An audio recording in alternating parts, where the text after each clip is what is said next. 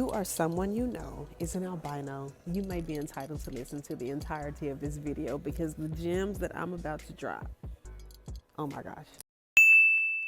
So y'all, we are in the year of our Lord 2024 and people are still very much confused about albinism, albinos, the whole entire situation of the matter. And so this video is just to give you 3 highlighted points that I feel are necessary to know about albinism and those of us who have this condition.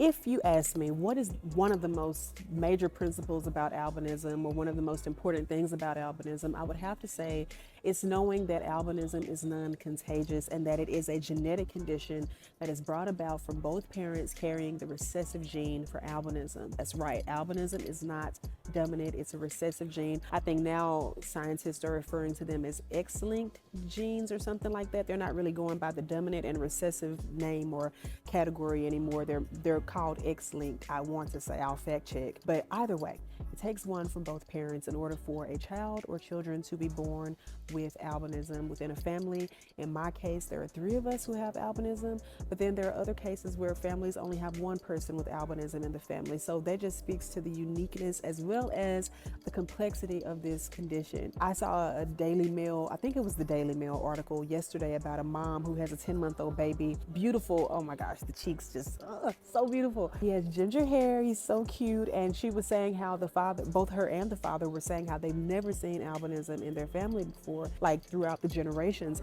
And that just speaks again to the complexity of albinism because it can be absent for years and then just show up at one particular time and it'll have family members baffled like, wow. And then in other cases, there are families where they have there's been a consistent cycle of albinism. So that's why I said it's just a beautiful, unique condition that can't really be tagged in any form or way because it's just, it does what it wants to do. It's its own thing. And those of us who carry this condition are truly blessed because it speaks to the marvelous works of God. So like I said, it's a non-contagious genetic condition that is brought about by little to no melanin pigment being present in the hair, skin, and eyes of the affected individual. So that brings me into the next point that I want to make. Growing up, a lot of people felt like albinism had to have one look. Like everybody had to have the same hair color, the same paleness, the same this, the same that. Like everybody had this textbook feature that cued you as them being an albino or a person with albinism. But as you grow and you learn about the condition, you'll begin to understand that there are 2 types of albinism. This is so important to know. There's ocular, which only affects the eyes, and then there's oculocutaneous, which affects the hair, skin, and eyes. And that is the most common form because again, it affects the hair, skin, and eyes, and our skin is the most, I think it's the largest organ on our body. So this is the thing that you will readily see before you see anything else. So that's what I have, and that's what several other people around the world within America, just period, that's what most of us have. And when you see people with albinism or you see an albino, you'll see that we all have different features as it pertains to this second type of albinism, oculocutaneous. And if you visit the National Organization for Albinism and Hypopigmentation, you'll begin to read about the subtypes of oculocutaneous albinism, and you'll begin to see what falls under each of those subtypes, and you'll see where there are some things that are alike, and then you'll see where there are some things that aren't so much alike, and you'll begin to understand the wonders of albinism a bit more, and you won't be as quick to say, oh, well, all of them have this, all of them have that. No, we don't. We all have albinism. That's true. We all have this genetic condition, but at the same time, so many of us have different subtypes of oculocutaneous albinism. So it's important to not categorize us in one particular order and say, well, oh, if you have a baby with albinism, they'll all have this, they'll all have that. You can't say that because that's not necessarily true scientifically.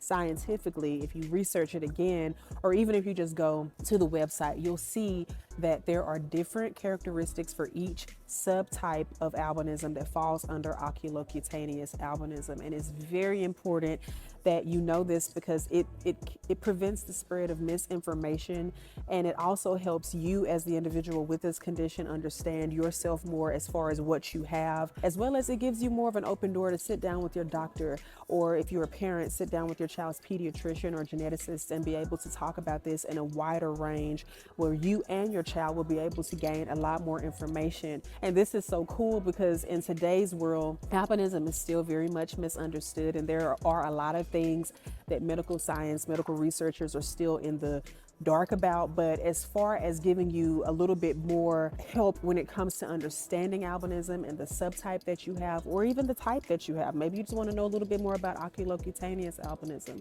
Well, this is something that's great because medical research has come a long way, and it's just a beautiful thing to really dig into and be able to talk about. And one day I plan on really doing this, like sitting down with a doctor, like a geneticist or something like that, where we can sit and actually have this discussion.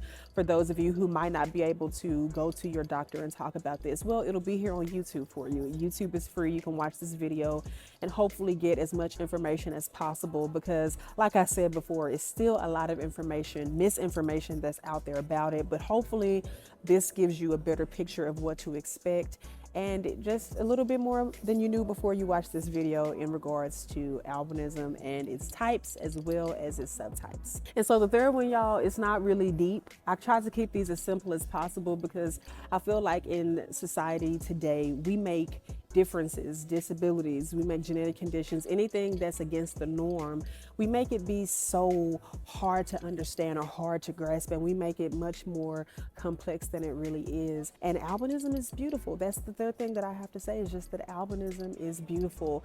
The disability with our eyesight, because that's really the major takeaway from albinism for those of us who have oculocutaneous albinism, is our disability to be able to have a visual acuity that is normal, or at least somewhere within the normal range of what everyone else is able to see with their natural naked eye. We have low visual acuity as well as various other eye conditions that come along with our condition due to the fact that we have little to no melanin in our hair, skin, and eyes. And so it can drive a person to really feel as though they are weird or that they're odd, and so many are bullied, so many are teased. Even going back to that video I was mentioning a minute ago, that's one of the things that the mother was saying. She dyed her hair ginger because she wanted to stand in solidarity with her baby, because her baby was being bullied, and so many people online were saying different things and just harassing and doing all types of crazy stuff. So this mama said, listen, y'all ain't gonna do my baby. I'm dyeing my hair ginger, and I want y'all to know that I love my baby and I love my baby's uniqueness. And that was so cool to me, because people shouldn't have to do stuff like that. I mean, we're all adults, we all grown, most of us,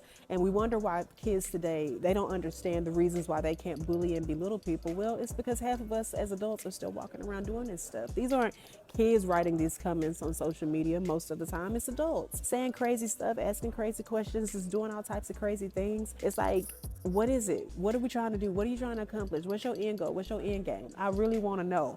Being born different is so beautiful. And that's why I always try to tell those of us with this condition, is that we were born this way on purpose, for a purpose, to do great things. God made me, you and me on this earth. He put us here on this earth on purpose, for a purpose, to do great things. So just always, if you are a person with albinism, know that you are beautiful. Yes, you're different, but at the same time, you're a beautiful, different person. And it doesn't take away from your humanity. It doesn't take away from who you are as a woman, as a man, as a boy or a girl. You were made by the hands of God. I mean, can you just imagine not being who you are, not being this unique, not being this amazing, that when you walk into a room, people are immediately taken away. You haven't even spoken anything yet, but they're taken away by your uniqueness. They're taken back by your difference. They're taken back by your complex beauty. It's so unoriginal and so out of the norm of what society is used to seeing. You're just jaw-dropping gorgeous. You're just jaw-dropping handsome. People are just, they're speechless. You take their breath away when they see you, because albinism truly is beautiful. Even for myself, as I see this condition, I am taken back at how God literally made us so unique. You cannot find anything on this earth that compares to the beauty of albinism, because it's just who we are, and it speaks to the beauty and the masterfulness of our Creator. And so I just wanted that to be the third point, to know that albinism is beautiful. And in closing and summary and ending, as I close this message, I just want to remind you of the 3 points. The first point is that albinism is a non-contagious genetic condition that is brought about by little to no melanin pigments being present in the hair, skin, and eyes of the affected individual. The second thing is that you need to know that albinism doesn't have one set look. There are 2 types of albinism, ocular and oculocutaneous, but then underneath oculocutaneous, there are several subtypes underneath that second type of albinism. It's a range of them. So no set person with albinism is going to all have the same features and all the same characterizations. We all have it in varying ways, but it's still albinism at the end of the day. And also remember that ocular albinism only affects the eyes,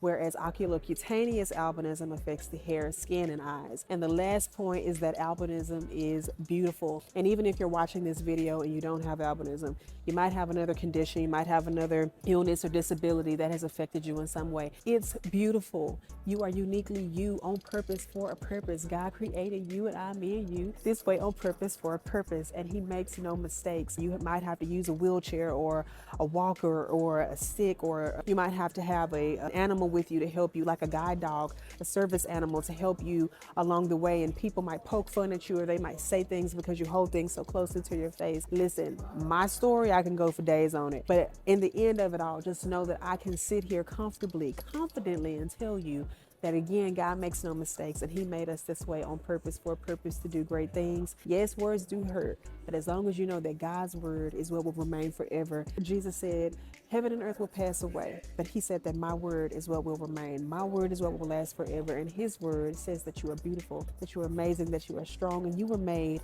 by his hands. And anything made by the hands of God, you already know, is good. So I love you guys so much. I hope that you enjoyed this video. Don't forget to like, share, comment, and subscribe. And in the meantime, I will see y'all on the next video. I plan on doing a style video. I would have done one today, y'all, but it's too cold and I wear my stuff over and over again, so you'll see this again. Don't worry about it. I hope y'all have a fantastic day, and I will talk to y'all later. Bye.